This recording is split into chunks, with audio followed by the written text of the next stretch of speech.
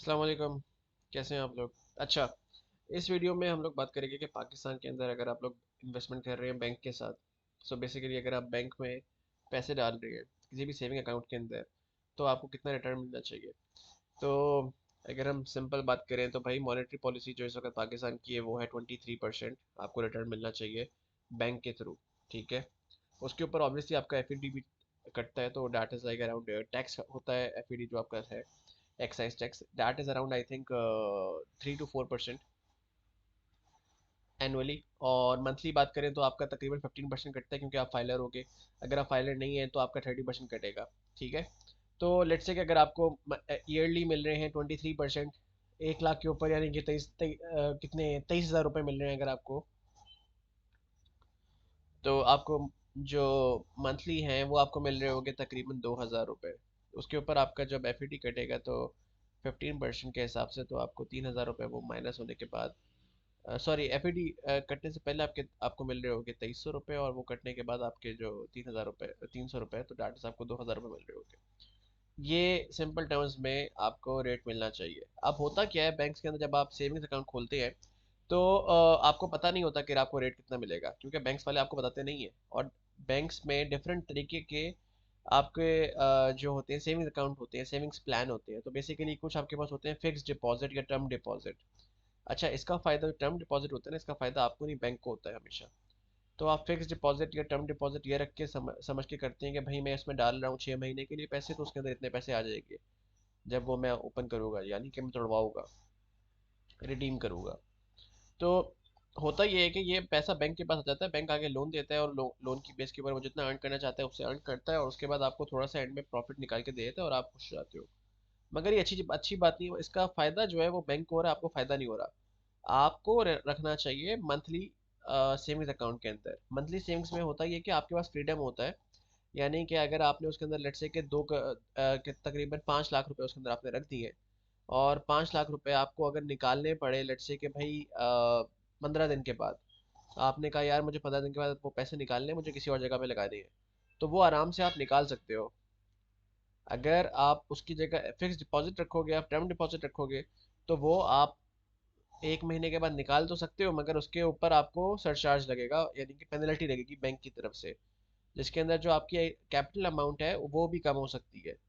तो और ये बैंक आपको उसमें टर्म्स एंड कंडीशंस के अंदर बताता है। तो ये आप कभी भी ये वाला इन्वेस्टमेंट इस तरीके से मत करें। अगर आपको इन्वेस्टमेंट करनी है बैंक के साथ तो हमेशा मंथली सेविंग्स यानी कि फ्लेक्सिबल सेविंग्स ऑप्शन के ऊपर जाएं। और जब आप बैंक जाएंगे और उसे बोलेंगे कि मुझे सेविंग्स अकाउंट खोलना है, तो उसे जाके बोलें कि मुझे फ्लेक्सिबल सेविंग अकाउंट खोलना है, और मुझे आप बताइए आपके पास कौन से मंथली सेविंग ऑप्शंस अवेलेबल हैं जिसके अंदर से अगर मैं अमाउंट निकालूं तो उसके ऊपर कोई मुझे पेनल्टी नहीं लगी, और मेरा इंटरेस्ट उसके ऊपर जो मुझे मिल रहा है प्रॉफिट, यानी कि वो मिलता रहे। तो फिर बैंक आपको बताएगी। अच्छा, अब मैं आपको बता दूं जो मैंने जहाँ पे खुद रखे हुए हैं, जो कि मुझे जिनको मैं प्रेफर करता हूँ, डाट इज़ बैंक अल हबीब। इसका मंथली सेवर अकाउंट है जो कि अच्छा है, इस वक्त आपको तकरीबन 22% रिटर्न दे रहा है। बैंक अल्फला है, उसका डिजिटल ऑप्शन भी है, डिजिटल आसान अकाउंट खुलवा सकते हैं आप बैंक अल्फला के अंदर। वो 10 लाख के नीचे नीचे अगर आपकी अमाउंट होती है, यानी कि 10,000 से ऊपर और 10 लाख के नीचे, तो आपको 23% तक आपको रिटर्न मिल रहा है। ऑब्वियसली उसके ऊपर टैक्सेस लगेंगे, तो वो काउंट करने के बाद आपको 19% टैक्स, 19% आपको रिटर्न मिलेगा ईयरली बेसिस के ऊपर, विच इज़ नॉट बैड। ठीक है। फिर आपके पास मिज़ान बैंक है। मिज़ान बैंक जो है वो आपको इसी तरीके से रिटर्न देता है अराउंड 23% मंथली सेवर अकाउंट के ऊपर। ये वही, अच्छा ये जो रेट्स हैं बेसिकली ये डिसाइडेड होते हैं मॉनेटरी पॉलिसी के अंदर। तो बैंक का इसमें कोई ऐसा नहीं है कि बैंक आपको ज़्यादा रेट दे रहा है कम दे रहा है। बस बैंक अपनी फ़ीस रखता है उसके अंदर, कोई 1% रखता है फीस अपनी, कोई 2% रखता है। तो अगर मॉनेटरी पॉलिसी इज़ 24%, तो कोई आपको 23% का रेट देगा, कोई आपको 22% का रेट देगा। तो उसमें 2% जो है वो बैंक का अपना कमीशन होता है जितने भी आप इन्वेस्टमेंट कर रहे हैं। ठीक है। तो ये इस तरीके से कैलकुलेट होती है। अब जब आपने मंथली सेवर अकाउंट के लिए आपने बैंक गए, आपने वहाँ पूछा कि भाई ये सारी चीज़ें, अच्छा ये आप वेबसाइट पे भी चेक कर सकते हैं, किसी भी बैंक की आप वेबसाइट पे जाएं, वहाँ पे ये सारी चीज़ें आपको मिल जाएंगी बाय डिफ़ॉल्ट। आपने सिर्फ जाके ये चेक करना है कि वो जो मंथली सेवर अकाउंट है उसकी टर्म्स एंड कंडीशंस क्या हैं, उसके ईयरली रिटर्न्स क्या हैं। आप जाके देखेंगे ईयरली रिटर्न्स, तो आपको पता चल जाएगा कि भाई ये इतना ज़्यादा रिटर्न की देता रहा है पर मंथ इतनी 1 लाख की इन्वेस्टमेंट के ऊपर। तो उसके बाद फिर आप डिसाइड करेंगे। सेकंड चीज़ आप देख, आपको मैं बता चुका हूँ फ्लेक्सिबल सेविंग्स प्लान का, जो कि आपने जाके पूछना है बैंक के अंदर before opening the account. Third, आपने ये चेक करना है कि इन्वेस्टिंग लिमिट्स क्या हैं आपकी, जो मैंने आपको जैसे बताया कि बैंक अल्फला में 10 लाख से ऊपर की इन्वेस्टमेंट के ऊपर आपको रिटर्न कम मिलता है, और उससे नीचे की अमाउंट के ऊपर आपको रिटर्न ज़्यादा मिलता है। तो ये जो चीज़ है अगेन ये आपको चेक करनी है, क्योंकि ये डायरेक्टली आपकी जितनी भी अर्निंग होगी उसके अंदर आपको ये इम्पैक्ट कर सकती है, क्योंकि अगर आप नेट से ज़्यादा पैसे रखना चाह रहे हैं और आपको उसके ऊपर रिटर्न कम मिल रहा है तो वो आपके लिए तो नुकसान है। फाइनली मैं आपको ये बोलूँगा कि जब भी आप इस तरह की कोई इन्वेस्टमेंट कर रहे हैं बैंक्स के साथ, यानी कि आप बैंक के अंदर पैसा पैसा रख रहे हैं सेविंग्स अकाउंट के तौर पे, तो उसको हमेशा स्मॉल स्टार्ट करें। यानी कि आपने अगर रखने हैं पैसे तो आप 1 लाख रुपए रखें उसके 1 महीने के लिए, 2 महीने के लिए, एंड टेस्टिंग करें उसको। चेक करें कि आपको उसके ऊपर रिटर्न जो है वो प्रॉपरली मिल रहा है। उसके ऊपर अगर कोई इश्यूज आ रहे हैं, लेट्स से कि अगर आपको 22% रिटर्न है ईयरली, तो डैट इज़ 1.8%, तो क्या आपको 1.8% ही मिल रहा है या उससे कम मिल रहा है? कम मिल रहा है तो उसके ऊपर चेक करें जाके कि भाई क्या इश्यूज हैं, क्या टैक्स ज़्यादा कट रहा है, टैक्स कम कट रहा है, बैंक के अपने कोई कॉम्प्लिकेशंस या बैंक ने कोई इश्यूज तो नहीं उसके ऊपर लगाए हुए अकाउंट के ऊपर।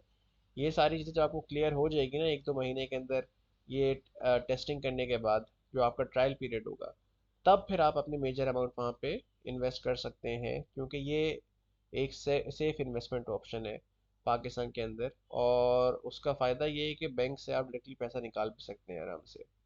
आखिर में ये बात आपको पता होनी चाहिए कि बैंक जो है बाय डिफ़ॉल्ट आपको सिर्फ 5 लाख का रिटर्न देगा। यानी कि अगर कभी भी कोई ऐसा सिचुएशन आती है जहाँ पे बैंक जो है वो बैंकरप्ट हो जाते हैं या बंद हो जाते हैं या फिर वो आपको अमाउंट वापस नहीं दे पाते, तो they are only liable to pay you back 5 lakhs.